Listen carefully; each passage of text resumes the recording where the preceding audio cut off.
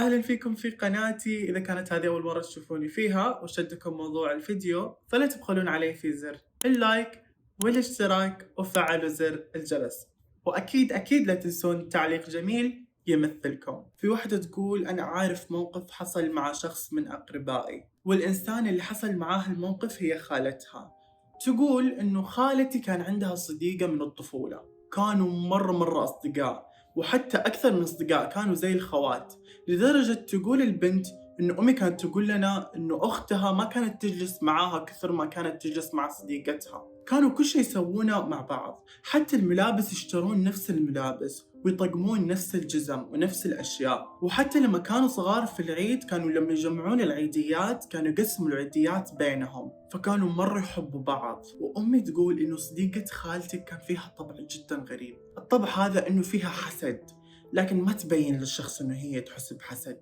وكانوا كل الناس يحاولوا يبعدوهم عن بعض، لكن تقول إنه أخت أمي كانت ما تصدق، وكانت تحس إنه كل كلامهم كذب، وإنهم غيرانين من علاقتهم مع بعض، وإنها زي أختها، وأبدا ما تشوف أفعال صديقتها، لأنه يقول لك الحب أعمى. مرت الأيام وكان في شخص من أقرباء صديقة خالتي راح وخطب خالتي، وهنا صديقة خالتي كانت تحاول تقنع خالتي إنها ما تقبل فيه، لكن الرجال كان مرة كويس، كان راتبه كويس وتعامله كويس. وأم صديقة خالتي كانت تشجع خالتي إنها تتزوجه، لكن صديقة خالتي كان فيها هذا النوع من الغيرة، إنه ليش هو أخذها وما أخذ قريبته، وإنه هي أولى لأنها قريبته مو صديقتها. لكن الزواج قسمة ونصيب، عادي ممكن يتزوج أي واحدة، يمكن تتزوج صديقتك ما في أي مشكلة. لكن عند صديقة خالتي كان فيها نوع من أنواع الحقد الشديد جدا، ورغم محاولاتها إنها تخرب الزواج، خالتي تزوجت من ذاك الرجال.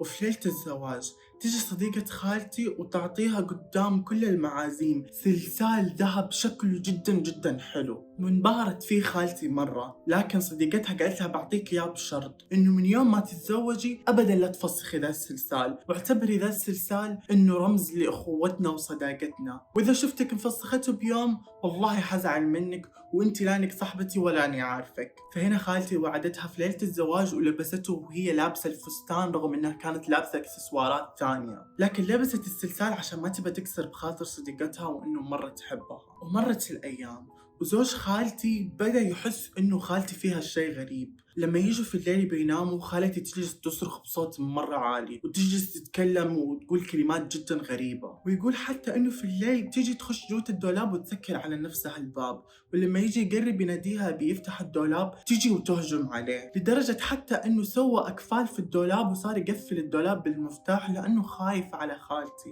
وخالتي حالتها صارت جدا سيئة، ما صارت تاكل ولا صارت تشرب، صارت نحيفة كأنها عود أسنان. وهي إنسانة مرة جميلة، لكن حالتها الغريبة هذه خلتها كأنها عجوز، جلدها العظم وشكلها صار جدا يخوف، وصارت تتحاشى الناس وصارت ما تتروج، وريحتها صارت مرة قوية. وحتى زوجها صار يتحاشاها، صار يبعد عنها ويروح يخرج بالأيام يجلس عند أصحابه، لدرجة إنه راح اشتكى على خالتي لأبو خالتي. مع الأيام صار في مشاكل بين خالتي وهذا الرجال واتطلقوا، وخالتي صارت طريحة الفراش بعد ما اتطلقوا، وتعبت مرة، ما عندها أي حول ولا قوة، مسكينة حتى ما تاكل أي شيء. واحتاروا فيها أمي وخوالي، صاروا يودوها كل المستشفيات، لكن يقولوا ما فيها شيء، يقولوا إنه ما فيها أي حاجة، لكن بالعكس اللي يشوفها يقول هذه عبارة عن جسد بلا روح. وتمر السنين، وتحديدا بعد 10 سنوات، وهنا قرروا انه يجيبوا لخالتي عاملة منزلية، لانه الكل كبر والكل التهى في حياته. والعاملة المنزلية هذه لاحظت شيء غريب، انه لما تحاول تغسل وجه هذه الحرمة تشيل سلسالها تحطه على جنب، اول ما تشيل سلسالها الحرمة تفقد الوعي وتصير تسوي حركات جدا غريبة. لما ترجع تلبسها السلسال، اول مرة ما لبستها، بعدين قالت وين سلسالي، تصرخ عليها، فرجعت لبستها السلسال. لما تلبسها السلسال ترجع كذا ما عندها اي قوة، وترجع جدا ضعفانة، ترجع على طول تصير طريحة الفراش. لكن لما تفسخ السلسال خالتي تجلس تقوم تصارخ وتكون فجأة عندها قوة. فهنا العاملة المنزلية شكت وحست انه في شيء غريب، والشيء اللي يقهر انه العاملة المنزلية هي اللي كشفت الموضوع، مو نحن اهلها وسندها. راحت كلمت اكبر واحد في العائلة اللي هو خالي، كلمته على موضوع السلسال، وقالت له انه هذا السلسال في شيء جدا غريب، وإنه لما تفسخ السلسال فجأة خالتي تقوم وتسوي أشياء جدا غريبة كأنه السلسال مرتبط بحالتها. هنا خالي على طول ما شك وقال لازم نجيب الشيخ، وهنا خالي جاب الشيخ، والشيخ أول ما دخل البيت وقالوا له عن قصة السلسال راح سم بالله وسحب السلسال من رقبة خالتي. وهنا خالتي بدأت تصرخ بأقوى ما عندها، ولاحظوا شيء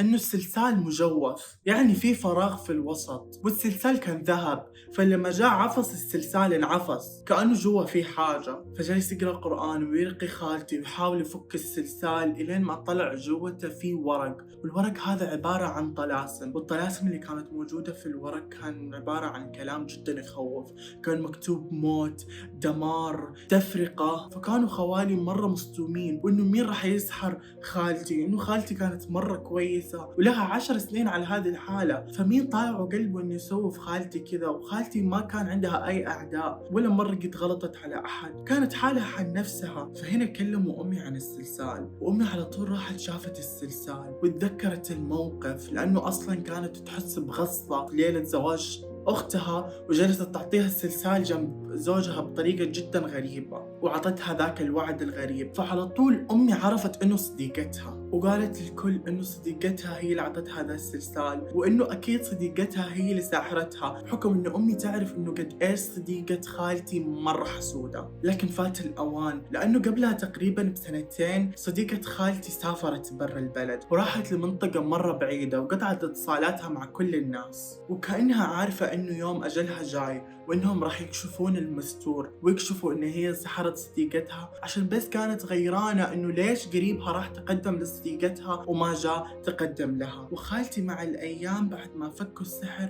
رجعت عافيتها حبة حبة، صارت تاكل وصارت سعيدة أكثر، ولدرجة حتى إنه زوجها اعتذر منها لكن ما رجعوا لبعض، لكنها تحسنت حياتها أكثر. صح إنه جزء من عمرها راح لأنها وثقت في الإنسان الغلط، وثقت في صديقة العمر، صديقة العمر خذلتها. عشان مين؟ عشان إنه الرجال جاب يخطب خالتي وما جاء خطبها؟ هل باعت صداقتهم اللي من الطفولة عشان فقط شخص؟ هل باعت محبة خالتي لها وقد إيش كانت تدافع عنها قدام الكل، وقد إيش إنه خالتي كانت تقسم اللقمة بينهم ويتقاسموها؟ فعشان كذا رسالتي لكم إنكم أبدا لا تثقون في أي أحد، ولا تعطون لأي أحد أي شيء أمان لكم، وأي شخص يعطيكم هدية حاولوا تتأكدوا من الهدايا زين، ما تدرون نوايا الناس إيش تكون. وهنا كانت نهاية المقطع، أتمنى إذا المقطع عجبكم تعطوني لايك والاشتراك وفعلوا زر الجرس، لأنه جدا جدا تعبت على هذا المقطع.